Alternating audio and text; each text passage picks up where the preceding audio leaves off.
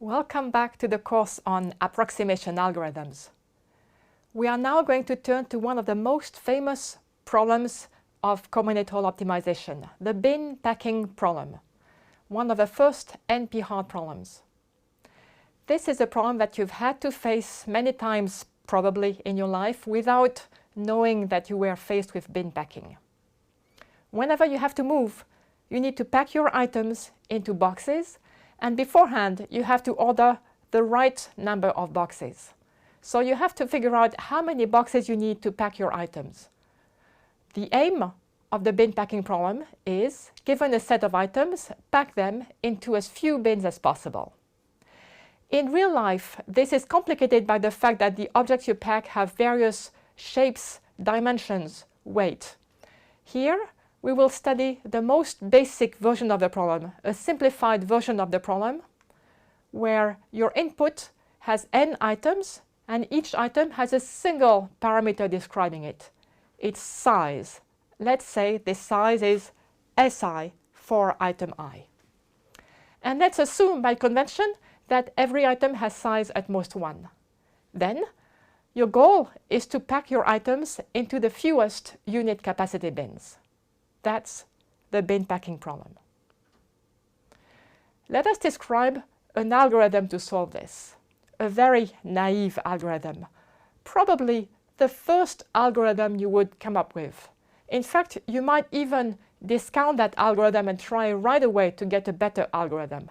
But let's try to be as naive as possible. It's called the next fit algorithm. What is this algorithm? We just work one bin at a time. At any time, we have one open bin that we're trying to fill with items. We take the items one by one in any order, arbitrary order. For the current item, we try to place it in the bin, and then maybe it fits, maybe it doesn't. If it fits, we put it in. If it doesn't fit, we close the bin, open a new bin, and put the item in the new bin. That's it. It doesn't get much simpler than that, does it? See this example. In this example, we have 6 items of size 7, 0.7, 0.6, 0.4, 0.3, 0.45, and 0.5. Let's take them in that order. First, S1, 0.7. We put it into the first bin. There it is. Next comes item 0.6. There it is. We try to put it in the first bin, but it doesn't fit. So we close the first bin, open the second bin, and put 0.6 in. Then 0.3 arrives. We can put it on top of 0.6, because 0.6 plus 0.3 is less than 1. So we put that in, and so on. And so you see that the result is you have 4 bins. You have used 4 bins to pack your 6 items. All right, so that's the algorithm. Clearly, this algorithm runs in polynomial time. It is quick to do. And does it do a good job? It does pack all the items, but doesn't it waste some bins? How bad is it? So to answer that question, we have to turn to the analysis of the next fit algorithm. How do we analyze such an algorithm? In approximation algorithm, we want to bound the value of next fit, the number of bins used by next fit, compared to the optimal number of bins used by a professional mover who would know exactly what is the best way to pack the items. So let's try some example to develop some intuition. Let me scale things so as to deal with integers. Let's say we have capacity 100. I'm going to take some items, let's say random sizes. So I have a sequence of items that all have sizes between 1 and 99. I used next fit to pack them, and in this example, I used 31 bins. Now I look at the result, and I try to see if there is any kind of structure that arises from this input. Can we see from this that there is some structure exhibited by the next fit algorithm. Let's focus on bin number 7. Bin number 7 contains 3 items: 25, 14, 25. The next item arrives, 61, but 25 plus 14 plus 25 plus 61 is greater than 100. So we close bin 7, open a new bin, bin number 8, and put item 61 in bin 8. So what have we seen? We've seen that 25 plus 14 plus 25 plus 61 is greater than 100. The content of bin 7 plus part of the content of bin 8 is greater than 100. In general, the content of bin 2i minus 1 plus the next item is greater than 100. Why? Because that was the rule for closing a bin. You would not close bin 2i minus 1 unless the next item didn't fit, unless adding the next item didn't make it overflow, exceed its capacity. Since the next item goes into bin 2i, what we know is that the items in bins 2i minus 1 or 2i all together have size greater than 100. So, in this example, NextFit used 31 bins. What can we infer from this? We can infer that bins 1 and 2 together, the sizes of the items placed there is at least 100. 3 and 4 together, at least 100.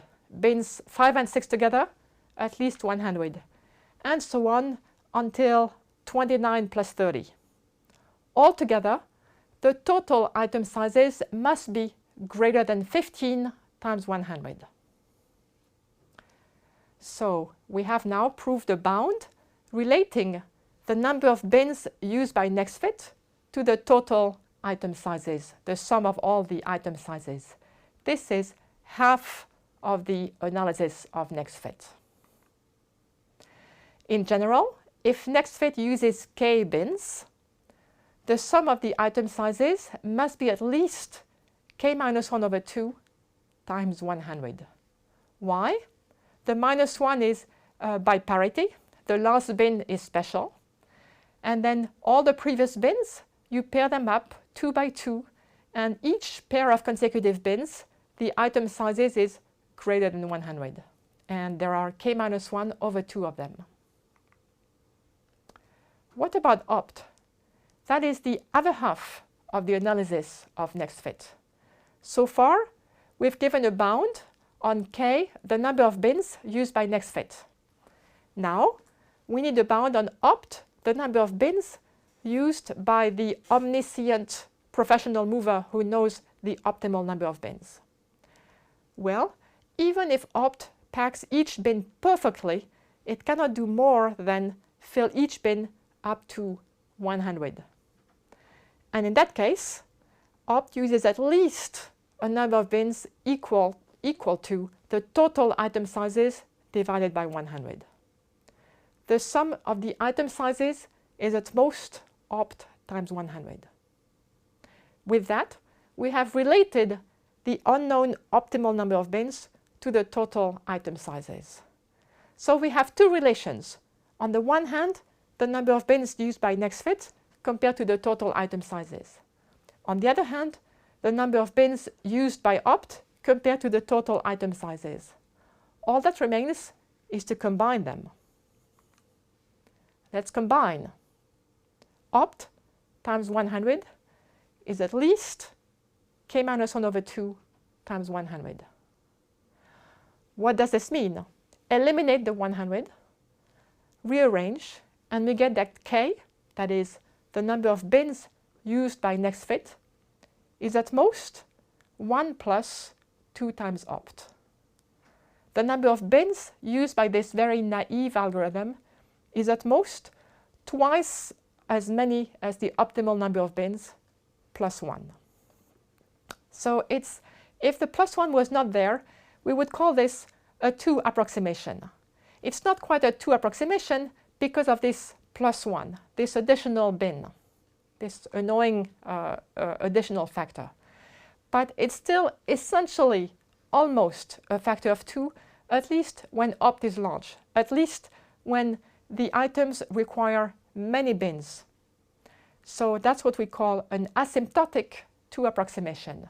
Asymptotic as the value of opt goes to infinity. Is this tight? Is next fit better than this? We have proved that it's roughly a factor of 2, roughly, but maybe it's better than this. Actually, no. It's not hard to come up with an example where the optimal number of bins is 501, but next fit uses 1,000 bins. This is a good exercise. What about non-asymptotic? What about the cases when opt is small? Then it's hopeless. It's hopeless distinguishing between instances such that opt equals 2, 2 bins suffice, and instances such that opt is 3, 3 bins are necessary. This is an NP-hard problem. So what have we learned in this section? We have learned that even very crude algorithms can give very good bounds. The message is, to try to solve a combinatorial optimization problem, you should first try the simplest possible algorithm. Simplest can perform badly, but sometimes it's already a pretty good algorithm, and the advantage of simplicity is that it tends to be easier to analyze. So if you want to prove theorems, you should always start with the simplest possibility. Keep it simple is the principle for algorithmic design. What about analysis? How can you prove something about your algorithm? You have to first develop intuition, and the message here is that in order to develop intuition, first you have to try executing the algorithm on some concrete examples. So we have seen the definition of the bin packing problem, a simple algorithm to try to solve this problem, the next fit algorithm. We have analyzed next fit and proved that it is asymptotically a 2 approximation. To get a better algorithm, we will next try to use linear programming.